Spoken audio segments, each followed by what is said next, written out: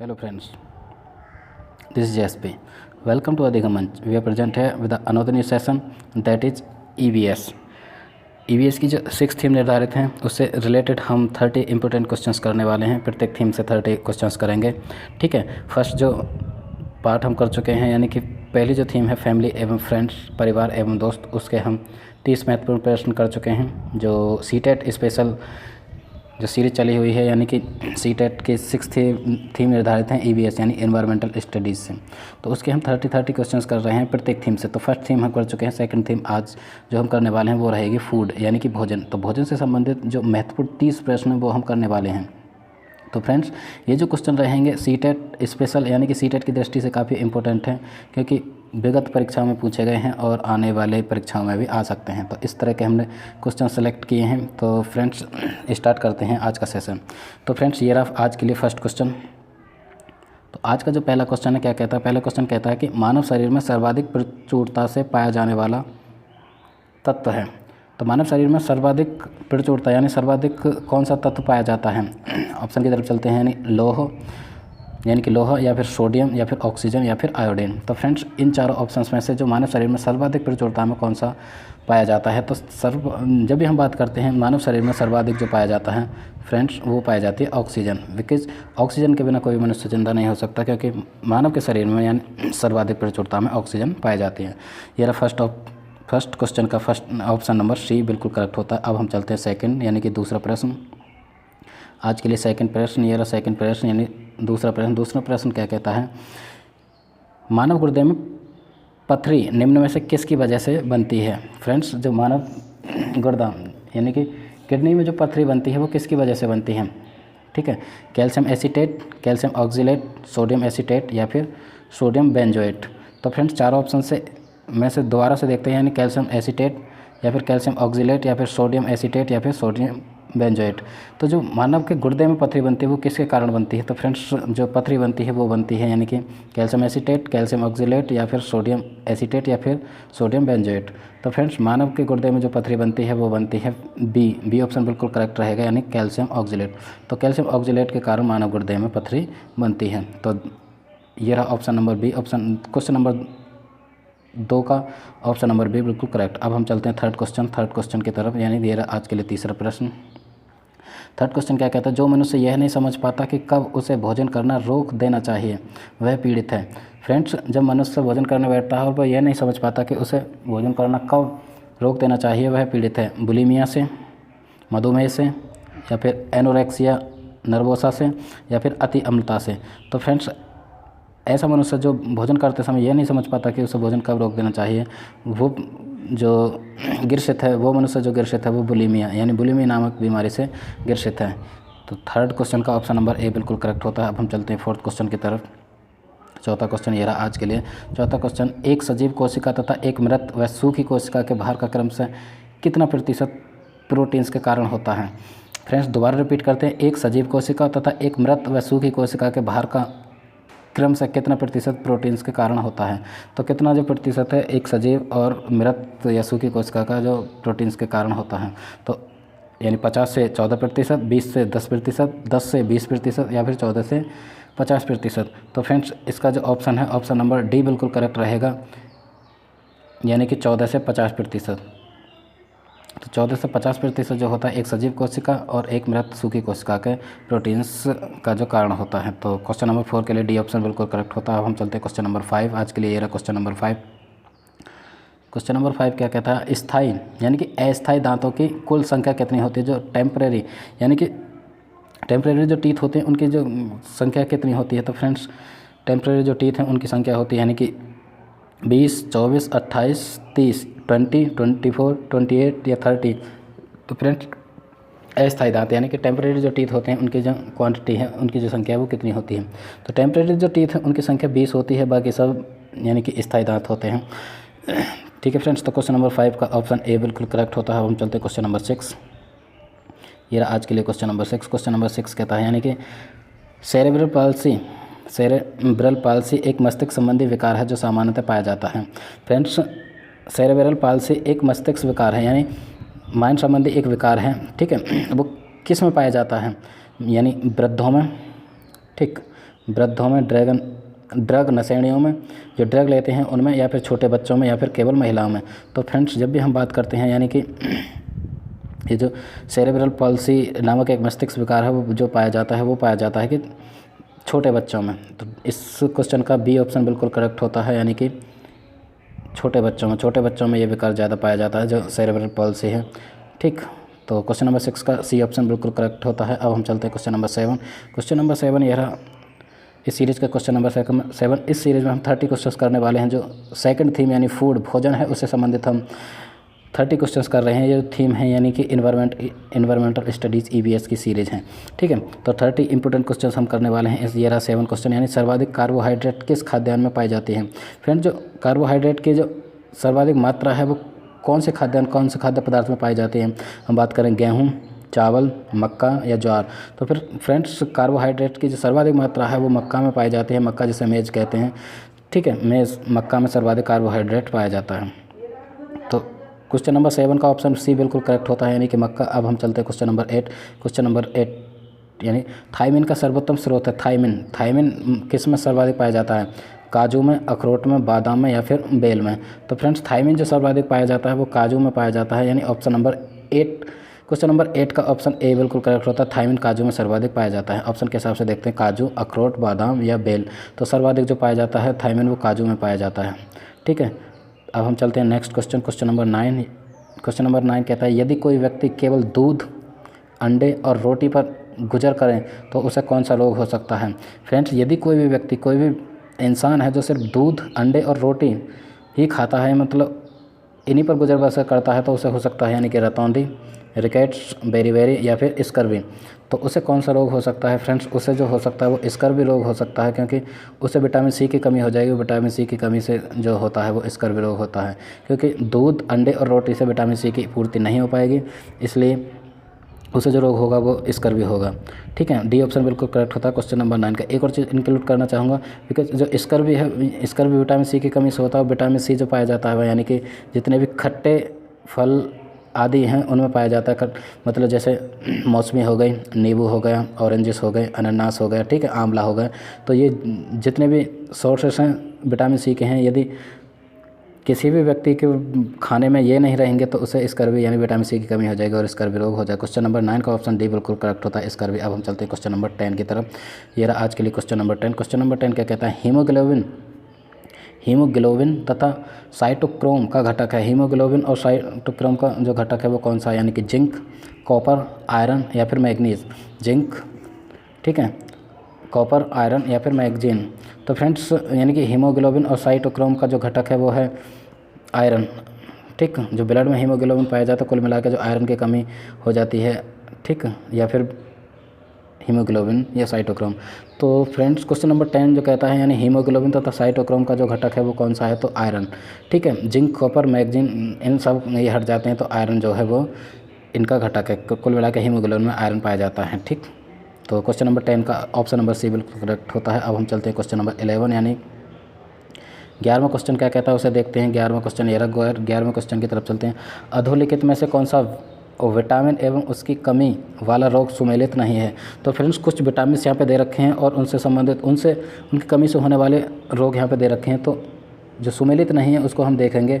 ठीक, option A क्या कहता है, यानी कैल्सीफेरॉल की जो कमी से होता है, यानी अस्थि रुग्णता। ठीक है, या फिर नियासिन की कमी से होता है, यानी पेलाग्रा यानी कि चर्मदाह, या फिर कोबालएमिन से जो होता है यानी संघातिक रक्तअल्पता, या फिर राइबोफ्लोविन से बेरी। तो फ्रेंड्स जब भी हम देखते हैं कि जो कैल्सीफेरॉल की कमी से अस्थि रुग्णता यानी अस्थि संबंधी विकार जो होता है वो कैल्सीफेरॉल की कमी से होते हैं, बिल्कुल करेक्ट होता है यहाँ पे। ठीक है, और हम चलते हैं यानी नियासिन पेलाग्रा यानी चर्मदाह जो होता है वो नियासिन की कमी से होता है, बिल्कुल करेक्ट है। अब हम बात करते हैं यानी कोबालएमिन के कारण जो होता है संघातिक यानी रक्तअल्पता जो होता है वो कोबालएमिन के कारण होता है।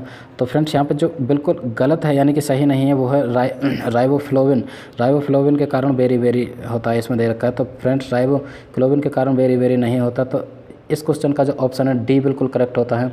बाकी सभी सुमेलित हैं और जो डी ऑप्शन है वो बिल्कुल गलत है। कुल मिला के राइबोफ्लाविन से वेरी वेरी ना होकर दूसरा रोग होता है। तो फ्रेंड्स यानी कि क्वेश्चन नंबर 11 का जो ऑप्शन है डी बिल्कुल करेक्ट होता है। ठीक, अब हम चलते हैं नेक्स्ट क्वेश्चन की तरफ। दोबारा से क्वेश्चन नंबर 11 का जो डी ऑप्शन गलत होता है ये सुमेलित नहीं है। अब हम चलते हैं क्वेश्चन नंबर 12 यानी कि 12वां क्वेश्चन। आज के लिए 12वां क्वेश्चन क्या कहता है, निम्नलिखित में से किस एक पर रोक नहीं है जिसे एथलीटों द्वारा प्रदर्शन सुधारक पदार्थ के रूप में उपयोग में लाया जाए। तो किस जो एथलीट होते हैं वो एक यानी कि प्रदर्शन सुधार के लिए एक ठीक है किसी चीज़ का यूज करते हैं, तो किस चीज़ पर रोक नहीं। बाकी जो एथलीट होते हैं वो प्रत्येक चीज़ को नहीं ले सकते, मतलब एनर्जी बूस्टर जो कुछ केमिकल वगैरह हैं, कुछ मेडिसिन है, उनमें से सब को नहीं ले सकते। कुछ एक पर है जिस पर रोक नहीं है उसको ले सकते हैं जो निर्धारित है। तो वो कौन सा है निम्नलिखित में से, अब हम देखते हैं। यानी मानव वृद्धि हार्मोन या फिर टेस्टोस्टेरोन या फिर एरिथ्रोपाइटिन या फिर कोलेस्ट्रम। तो फ्रेंड्स जो एथलीट जिन पर रोक नहीं है, कौन सा एथलीट उसे कौन से ले सकते हैं, यानी कि प्रदर्शन सुधार पदार्थ कौन सा है जिसे वो ले सकते हैं। तो फ्रेंड्स उसे जो ले सकते हैं वो रहेगा यानी कि बी। बाकी सब पे बैन लगा हुआ है, यानी कि मानव वृद्धि हार्मोन्स इसे नहीं ले सकते, इस पर रोग है। या फिर एरिथ्रोपोएटिन इसे भी नहीं ले सकते और कोलेस्ट्रम को नहीं ले सकते। तो फ्रेंड्स जिस पे कुल मिला के बैन नहीं उसे ले सकते हैं वो है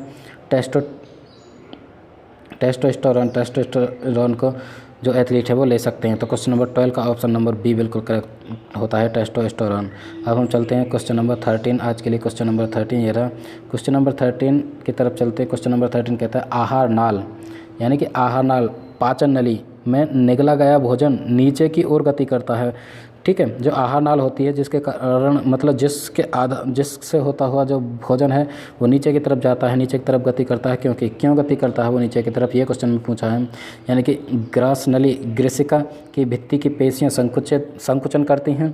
ठीक है, या फिर हम बात करें बी ऑप्शन क्या कहता है, भोजन के साथ लिया गया तरल पदार्थ प्रभावित होता है। भोजन के साथ जो तरल पदार्थ होता है उसके कारण वो नीचे की तरफ गति करता है। या फिर गुरुत्व बल लगता है, गुरुत्व बल के कारण नीचे की तरफ गति करता है।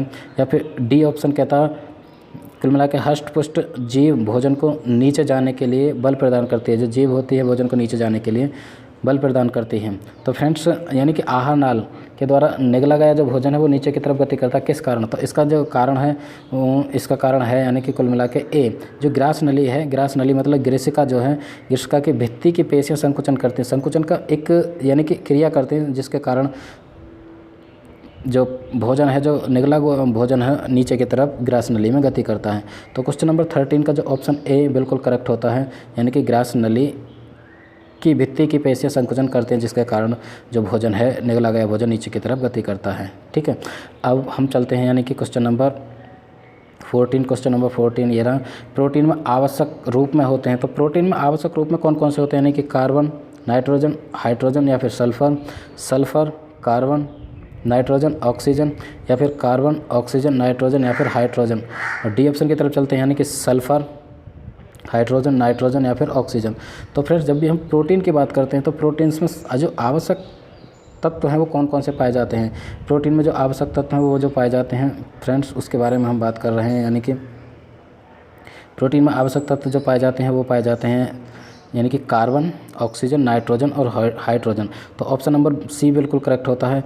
प्रोटीन में कार्बन पाया जाता है पहले, तो उसके साथ साथ ऑक्सीजन पाया जाता है, नाइट्रोजन और हाइड्रोजन।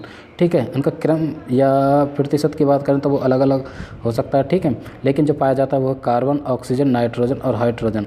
तो क्वेश्चन नंबर 14 का ऑप्शन बिल्कुल करेक्ट जो होता है वो रहा सी, यानी कि कार्बन, ऑक्सीजन, नाइट्रोजन और ऑक्सीजन। फ्रेंड्स याद रखना जो प्रोटीन्स में पाए जाने वाले या ये कहें प्रोटीन के जो घटक हैं वो कार्बन, ऑक्सीजन, नाइट्रोजन और हाइड्रोजन। ठीक है, क्वेश्चन नंबर 14 से अब हम चलते हैं नेक्स्ट क्वेश्चन ये रहा क्वेश्चन नंबर 15। क्वेश्चन नंबर 15 है, हमारे भोजन में संरचनात्मक खाद्य पदार्थ हैं। मतलब हमारा भोजन जिस कारण संरक्षित रहता है, जिस कारण मतलब जल्दी से ख़राब नहीं होता, वो कौन सा एक खाद्य पदार्थ है। ठीक है, यानी वसा एवं प्रोटीन, उसमें भोजन में वसा एवं प्रोटीन के कारण, या फिर कार्बोहाइड्रेट या फिर खनिज के कारण, या फिर विटामिन एवं खनिज के कारण, या फिर डी ऑप्शन की तरफ हम चलें तो प्रोटीन एवं कार्बोहाइड्रेट के कारण। तो फ्रेंड्स हमारा भोजन संरचनात्मक खाद्य पदार्थ है। हमारा भोजन जो संरक्षित रहता है किसके कारण रहता है, तो फ्रेंड्स सी ऑप्शन बिल्कुल करेक्ट रहेगा, यानी कि विटामिन एवं खनिज। विटामिन एवं खनिज के कारण वो संरक्षित रहता है।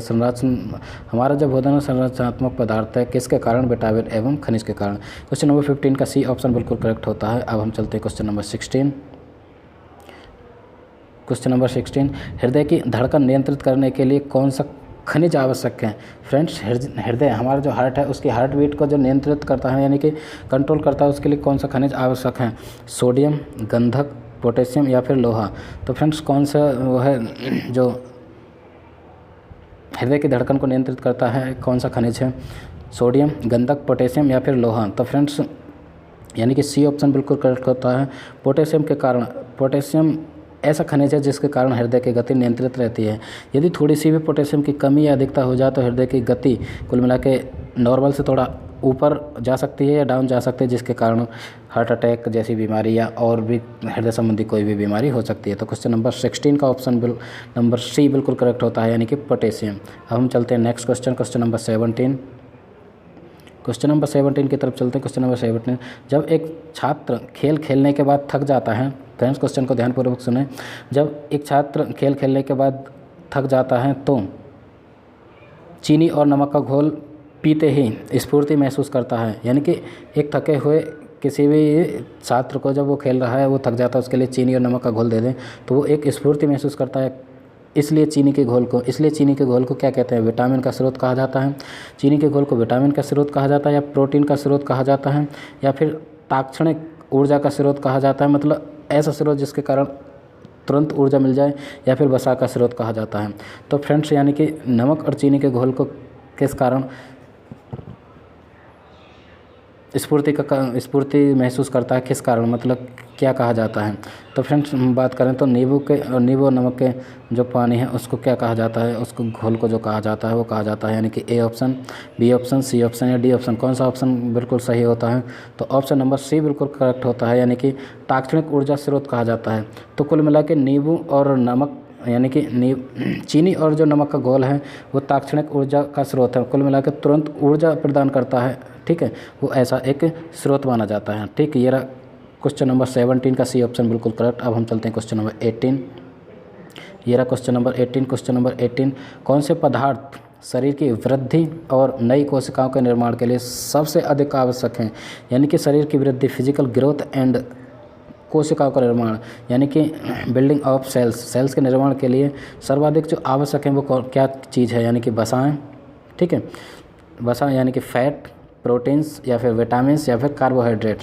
तो सबसे ज़्यादा जो महत्वपूर्ण, सबसे ज़्यादा इंपॉर्टेंट है वो क्या है? तो फ्रेंड्स यानी कि शरीर फिजिकल ग्रोथ के लिए या फिर कोशिकाओं के निर्माण के लिए सर्वाधिक महत्वपूर्ण क्या है? तो सर्वाधिक महत्वपूर्ण है यानी कि विटामिन्स, प्रोटीन्स, वसा या फिर कार्बोहाइड्रेट। तो सर्वाधिक जो महत्वपूर्ण है वो क्या है? तो सर्वाधिक महत्वपूर्ण है यानी कि बॉडी बिल्डिंग के लिए, बॉडी बिल्डर जो भी होते हैं वो सबसे ज़्यादा जो लेते हैं वो क्या लेते हैं?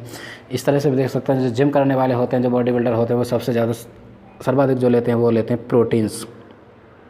ठीक है फ्रेंड्स, तो कुल मिला के हम कह सकते हैं कि क्वेश्चन नंबर कहाँ गया? क्वेश्चन नंबर 18 का जो ऑप्शन बी बिल्कुल करेक्ट होता है, यानी कि प्रोटीन ऐसा पदार्थ है जिसके कारण कोशिकाओं का ज़्यादा से ज़्यादा निर्माण होता है और फिजिकल ग्रोथ बहुत अच्छी तरह से होती है। तो आपने देखा होगा कि जो जिम करने वाले बंदे या बंदियाँ होती हैं वो प्रोटीन्स बहुत अधिक मात्रा में लेते हैं, कुल मिलाकर अलग से एक्स्ट्रा प्रोटीन लेते हैं, या ऐसे पदार्थ खाते हैं, खाद्य पदार्थ खाते हैं जिसमें प्रोटीन सर्वाधिक हो। ठीक है, चने हो गए, सोयाबीन हो गए, वो आदि सब खाते हैं और प्रोटीन्स अलग से भी लेते हैं। तो फ्रेंड्स क्वेश्चन नंबर 18 का ऑप्शन बी बिल्कुल करेक्ट होता है, यानी कि प्रोटीन। अब हम चलते हैं क्वेश्चन नंबर 19। क्वेश्चन नंबर 19 की तरफ चलते हैं। तो क्वेश्चन नंबर 19 क्या कहता है उसकी तरफ चलते हैं। क्वेश्चन नंबर 19 कहता है यानी कि भोजन को सुरक्षित रखने के लिए हम रेफ्रिजरेटर या फिर आइस बॉक्स आदि का प्रयोग करते हैं, क्योंकि तो हम अपने खाद्य पदार्थ यानी भोजन को फ्रिज में रखते हैं या फिर आइस बॉक्स बर्फ़ के बॉक्स में रखते हैं। क्यों रखते हैं, ऐसा क्यों करते हैं हम? यानी कि जीवाणु कम ताप पर वृद्धि नहीं कर पाते, ठीक है, जीवाणु कम ताप पर वृद्धि नहीं कर पाते, या फिर खुली हवा में न रखे होने के कारण उन पर जीवाणु नहीं पहुंच पाते, या फिर नमी अधिक होने के कारण भोजन खराब हो जाता है, या फिर सभी धारणा गलत हैं। सभी धारणा गलत हैं तो ऐसा तो हो ही नहीं सकता, क्योंकि क्वेश्चन में पूछा है तो एक ना एक धारणा तो बिल्कुल सही होगी। तो फ्रेंड्स यानी कि डी ऑप्शन हट जाता है, सी भी हट जाता है, यदि हम बात करें तो बी भी हट जाता है। अब हम ए की तरफ चलते हैं, एक ही बचता है उसे देखते हैं, यानी जीवाणु कम ताप पर वृद्धि नहीं करते। तो हम अपने भोजन को जो रेफ्रिजरेटर यानी कि फ्रिज और आइस बॉक्स में इसलिए रखते हैं क्योंकि उस पर जीवाणु कम ताप पर जीवाणु वृद्धि नहीं कर पाते, इसलिए हमारा जो भोजन है एकदम सुरक्षित रह पाता है। तो इस क्वेश्चन का ऑप्शन नंबर ए बिल्कुल करेक्ट होता है, यानी कि जीवाणु कम ताप पर वृद्धि नहीं कर पाते। तो फ्रेंड्स 19 का ए ऑप्शन बिल्कुल करेक्ट। अब हम चलते हैं 20th क्वेश्चन यानी कि 20वां क्वेश्चन क्या कहता है। शहरों तथा महानगरों में प्राप्त होने वाला जल प्रदूषित होता है। शहरों तथा महानगरों में प्राप्त होने वाला जो जल है वो प्रदूषित होता है, उसे शुद्ध करने का सबसे उपयुक्त तरीका कौन सा है। ठीक है, शहरों और महानगरों का जो जल होता है वो प्रदूषित होता है, उसे शुद्ध करने का सबसे उपयुक्त तरीका कौन सा है। जल को निथार कर छान लेना चाहिए, ठीक है, जल को निथार कर छान लेना चाहिए, या फिर विलय अशुद्धियों को आसवन विधि के द्वारा निकाल देना चाहिए, या फिर जल में पोटेशियम परमैंगनेट डालकर रख देना चाहिए, यानी कि लाल दवा डालकर रख देना चाहिए, या फिर जल को उबालने के बाद उसमें क्लोरीन गैस या फिर ब्लीचिंग पाउडर की अभिक्रिया करानी चाहिए। तो फ्रेंड्स इस क्वेश्चन का ऑप्शन बिल्कुल डी जो करेक्ट होता है, यानी कि जल को उबाल लेना चाहिए, उबालने के बाद उसमें क्लोरीन की गोली डाल के और ब्लीचिंग पाउडर की क्रिया करा कर कुल मिला के उस जल को हम शुद्ध कर सकते हैं। तो फ्रेंड्स ये क्वेश्चन काफ़ी इंपॉर्टेंट है, क्योंकि जल प्रदूषित जल आजकल हम देख पाते हैं कि बड़े बड़े नगरों महानगरों में बहुत सारा इंडस्ट्रियल एरिया के कारण, फैक्ट्री या कंपनियों के कारण जो विषैला पानी जाता है ज़मीन में या फिर नदियों में, जिसके कारण जो पानी है वहाँ का प्रदूषित हो रहा है। तो बेस्ट ऑप्शन क्या रहेगा, क्योंकि पानी को शुद्ध करने के लिए तो बेस्ट ऑप्शन डी रहेगा, यानी कि इस क्वेश्चन का डी ऑप्शन बिल्कुल करेक्ट होता है। जल को उबालने के बाद उसमें क्लोरीन गैस या फिर ब्लीचिंग पाउडर की अभिक्रिया करानी चाहिए, जिसके कारण जल शुद्ध हो सकता है। तो 20th यानी कि 20वें क्वेश्चन का डी ऑप्शन बिल्कुल करेक्ट होता है। अब हम चलते हैं क्वेश्चन नंबर 21। क्वेश्चन नंबर 21 क्या कहता है। हाथ कटने या चोट लगने पर शरीर से निकलने वाला रक्त लाल रंग का होता है। जब भी हमारा हाथ कटता है या फिर कहीं चोट लग जाती है तो जो ब्लड होता है वो लाल होता है, ठीक है, क्योंकि उसमें किस कारण वो लाल होता है, क्योंकि उसमें क्या होता है, ठीक है, उसमें जो होता है यानी आयरन की अधिक मात्रा होती है, रुधिर प्लेटलेट्स की उपस्थिति होती है। जब रुधिर में प्लेटलेट्स पाई जाती है, दो तरह की आरबीसी या डब्ल्यूबीसी वो होती हैं, या हीमोग्लोबिन प्रचुर मात्रा में होता है, या फिर एमिनो अम्ल की उपस्थिति होती है। तो फ्रेंड्स ब्लड में जब भी हम देखते हैं जो हीमोग्लोबिन है उसकी अधिक प्रचुरता होती है, कुल मिला के अत्यधिक मात्रा होती है, जिसके कारण जो ब्लड का रंग होता है वो लाल होता है।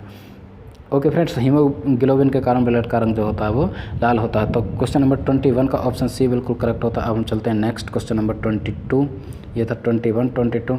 Question number 22। यदि किसी मरीज को रात में न दिखने की बीमारी है, यदि कोई भी मनुष्य है उसे रात में नहीं दिखता, ठीक है, रात में नहीं दिखने की बीमारी है, तो डॉक्टर उसे कौन सा विटामिन भोजन में सम्मिलित करने के लिए सलाह देगा। तो डॉक्टर कोई भी मनुष्य उसे रात में कम दिखता है वो डॉक्टर के पास जाता है, तो डॉक्टर उसे सलाह देगा कि आपको ये विटामिन लेनी है। तो कौन सी विटामिन लेने के लिए डॉक्टर सलाह देगा, यानी विटामिन ए, विटामिन बी, या विटामिन सी, या फिर विटामिन सी, या फिर विटामिन डी। तो फ्रेंड्स रात में ना दिखने का कारण वो कौन सी बीमारी है, सबसे पहले तो ये देखना हमको किस बीमारी के कारण रात में कम दिखता है। तो रात में जो कम दिखता है फ्रेंड्स वो जो बीमारी है रतौंधी। तो रतौंधी जो किसके कारण होती है, रतौंधी जो होती है विटामिन ए के कारण होती है। रात में कम दिखने वाली बीमारी का नाम रतौंधी है। रतौंधी जो होने का कारण है विटामिन ए के कारण रतौंधी होती है। तो फ्रेंड्स जो डॉक्टर है वो सलाह देगा कि आपको अपने भोजन में विटामिन ए प्रचुर मात्रा में लेनी चाहिए, या फिर अलग से वो विटामिन ए की गोली देगा, जिसके कारण यह बीमारी उसकी दूर हो सके। तो क्वेश्चन नंबर 22 का ऑप्शन नंबर ए बिल्कुल करेक्ट होता है। अब हम चलते हैं क्वेश्चन नंबर 23। हाँ, ये रहा क्वेश्चन नंबर 23। Question number 23। जल में घुलनशील विटामिन युग्म है, यानी कि जल में जो घुलनशील विटामिन है वो कौन कौन से हैं।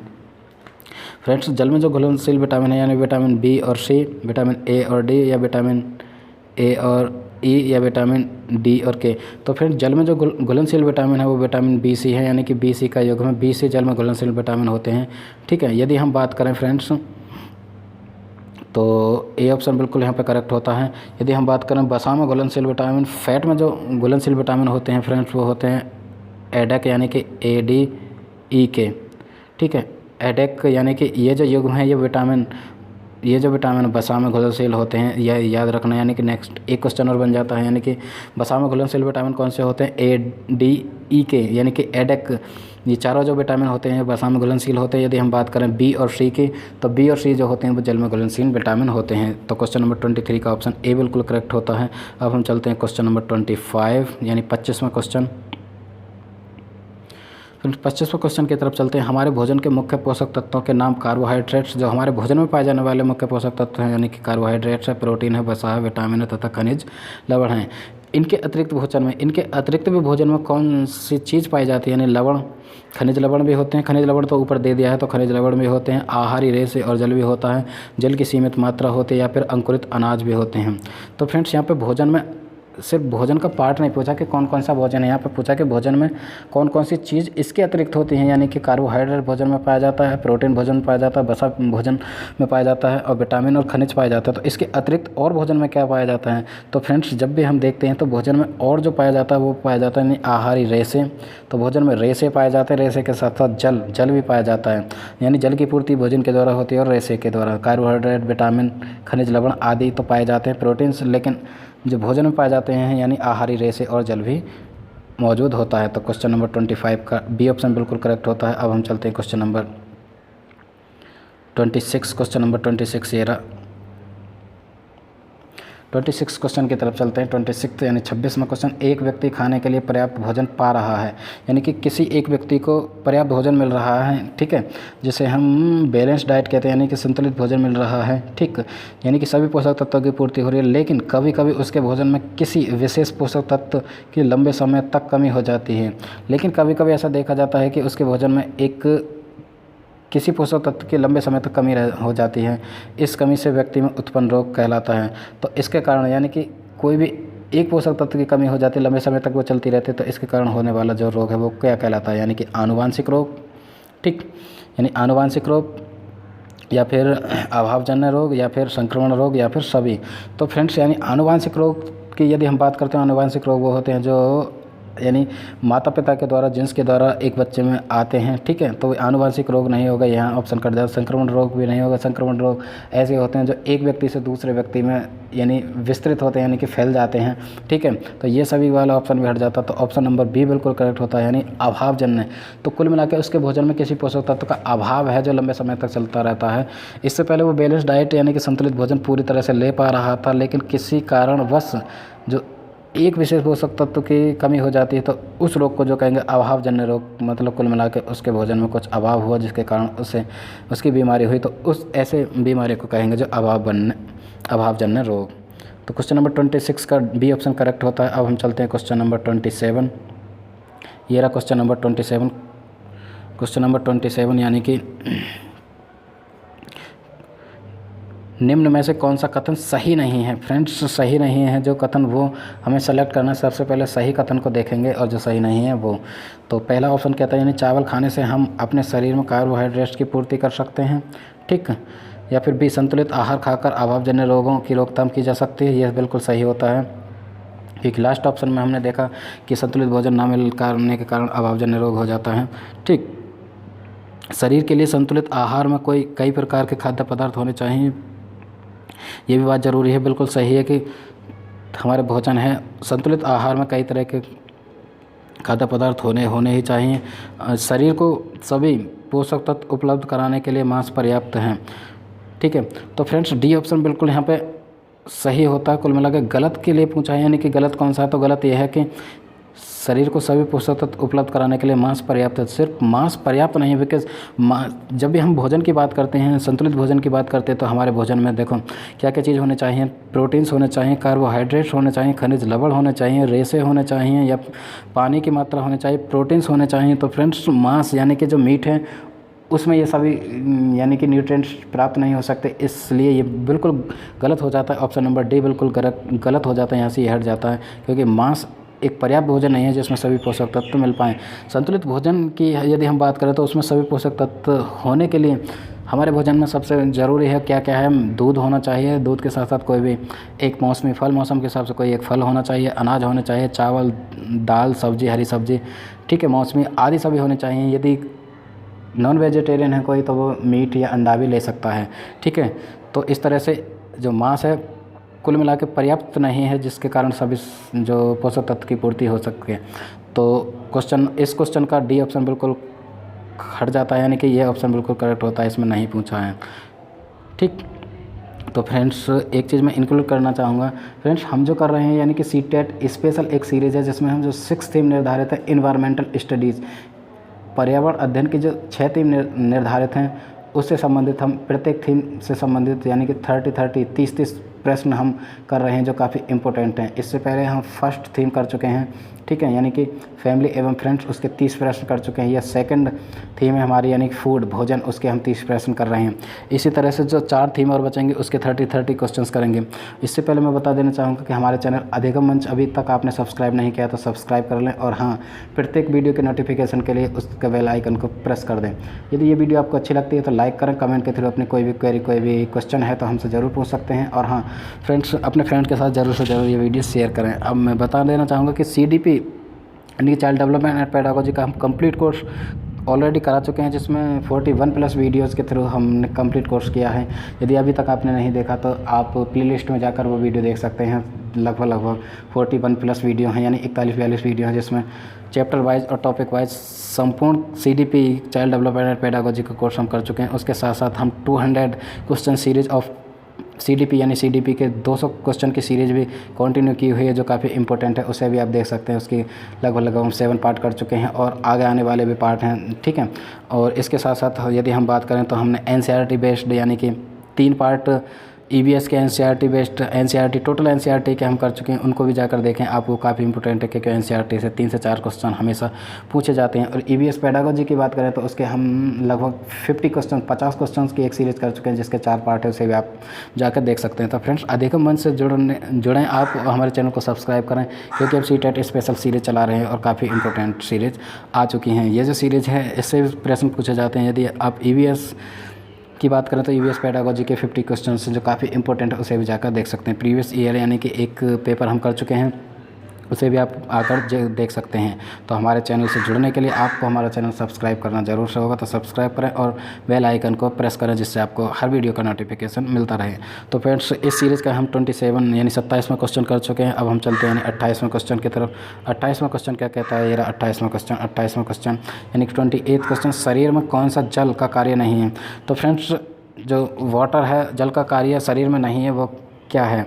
यह एक आदर्श विसर्जन माध्यम होता है, या फिर स्वयं जल में चक्र गति होती है, या फिर जल स्वयं एक मेटाबॉलिक पदार्थ का कार्य करता है, या फिर डी ऑप्शन की तरफ चलते हैं, यानी कि जल अम्ल क्षार संतुलन में निष्क्रिय भूमिका का निर्वहन करता है। यानी कि डी ऑप्शन ये कहता है कि जल अम्ल क्षार संतुलन में निष्क्रिय भूमिका में निर्वहन करता है। तो फ्रेंड्स, कौन सा ऑप्शन करेक्ट होता है? क्वेश्चन नंबर 28, शरीर में कौन सा जल का कार्य नहीं है? तो जल का जो कार्य नहीं है वो कौन सा है? तो फ्रेंड्स, जल का जो कार्य है वो नहीं है, यानी कि जल अम्ल क्षार संतुलन में निष्क्रिय भूमिका में निर्वहन करता है। तो डी ऑप्शन बिल्कुल करेक्ट होता है, क्योंकि हमारे शरीर में जो जल का कार्य है ये नहीं है कि जल सॉरी तो डी ऑप्शन बिल्कुल करेक्ट होता है क्वेश्चन नंबर 28 का। जल का कार्य ये नहीं है, जो ऑप्शन नंबर डी में कहा गया है कि जल अम्ल क्षार संतुलन में निष्क्रिय भूमिका में निर्वहन करता है। क्वेश्चन नंबर 29 की तरफ चलते हैं आज के लिए। क्वेश्चन नंबर 29, 29वां क्वेश्चन, मानव के शरीर में जल की प्राप्ति सामान्यतः पीने के अतिरिक्त और किस प्रक्रिया से होती है? फ्रेंड्स, जब भी हम देखते हैं कि मानव यानी कि व्यक्ति जल पानी पीता है, वाटर पीता है, उसके अतिरिक्त जल की जो पूर्ति है मानव शरीर में किस रूप में होती है? तो जल की पूर्ति किस रूप में होती है? यानी कि ग्लूकोज के ऑक्सीकरण से, या फिर हीमोग्लोबिन को हीमोग्लोबिन में बदलने से, या फिर ग्लाइकोजन के ग्लूकोज में विखंडन से, या फिर मुख गुहा में लार के स्रावण से। तो फ्रेंड्स, यानी कि कौन सा ऑप्शन सही होता है? यानी कि जो जल की प्राप्ति है पीने के अतिरिक्त किससे होती है? तो जल की प्राप्ति पीने के अतिरिक्त जो होती है तो यह होती है यानी ग्लूकोज के ऑक्सीकरण से। तो फ्रेंड्स, ग्लूकोज यानी कि ग्लूकोज जो होता है हमारा जो भोजन हो गया, भोजन को पचने के कारण जो एक विलय बनता है उसको ग्लूकोज कहते हैं, ठीक है। तो ग्लूकोज का जो ऑक्सीकरण होता है हमारे ठीक अंदर जो है पाचन तंत्र में जो प्रोसेस चलता है ग्लूकोज का ऑक्सीकरण, जिसके कारण उसमें से जो ग्लूकोज की मात्रा है और जो पानी की मात्रा है उसकी पूर्ति हमें पानी के पीने के अतिरिक्त उससे पूर्ति हो जाती है। तो क्वेश्चन नंबर 29 यानी कि 29वें क्वेश्चन का जो ऑप्शन है ए बिल्कुल करेक्ट होता है, ग्लूकोज के ऑक्सीकरण से जो जल की प्राप्ति हमें हो जाती है। अब हम चलते हैं यानी कि लास्ट क्वेश्चन 30th क्वेश्चन यानी 30वां क्वेश्चन क्या कहता है? निम्नलिखित में से कौन सा पदार्थ मानव शरीर में ईंधन का काम करता है? तो ऐसा कौन सा पदार्थ है जो मानव शरीर में फ्यूल यानी कि ईंधन का काम करता है? विटामिन, कार्बोहाइड्रेट्स, प्रोटीन या वाटर यानी कि जल। तो कौन सा एक पदार्थ है जो हमारी बॉडी के लिए एक ईंधन का काम करता है, वो विटामिन है या फिर कार्बोहाइड्रेट है या फिर प्रोटीन है या फिर जल है, कौन सा है? तो फ्रेंड्स हम बात करते हैं यानी कि जो कार्बोहाइड्रेट्स हैं, क्वेश्चन नंबर 30 का जो ऑप्शन नंबर सही रहेगा वो रहेगा बी, यानी कि कार्बोहाइड्रेट जो है वो बिल्कुल भोजन का काम करता है। कार्बोहाइड्रेट्स के कारण हमारी बॉडी में जो कार्बोहाइड्रेट्स है वो एक फ्यूल, एक ईंधन का काम करता है, ठीक है। तो क्वेश्चन नंबर 30 यानी कि 30वां क्वेश्चन का ऑप्शन बी बिल्कुल करेक्ट होता है। तो फ्रेंड्स इस सीरीज़ के यानी 30 क्वेश्चन हम कर चुके हैं। देखते हैं एक तो दो क्वेश्चन और एक्स्ट्रा हैं।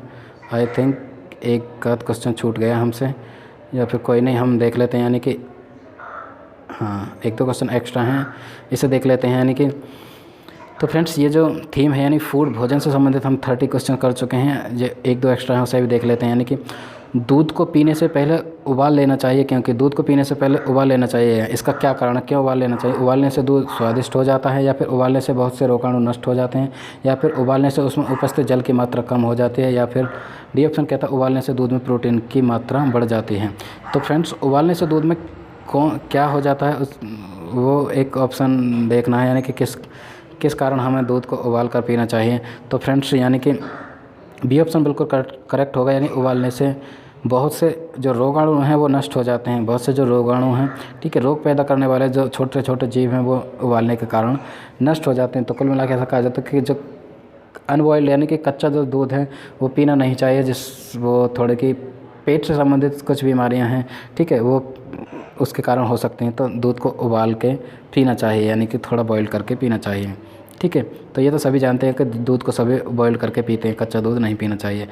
इसका यही कारण है कि जो रोगाणु हैं इसमें नष्ट हो जाते हैं। नेक्स्ट यानी कि लास्ट ऑप्शन, इसे भी देख लेते हैं। यानी कि एक वयस्क मानव का दंत सूत्र होता है, मतलब एक जो मानव है उसमें दंत सूत्र, उसमें कितने दांत होते हैं?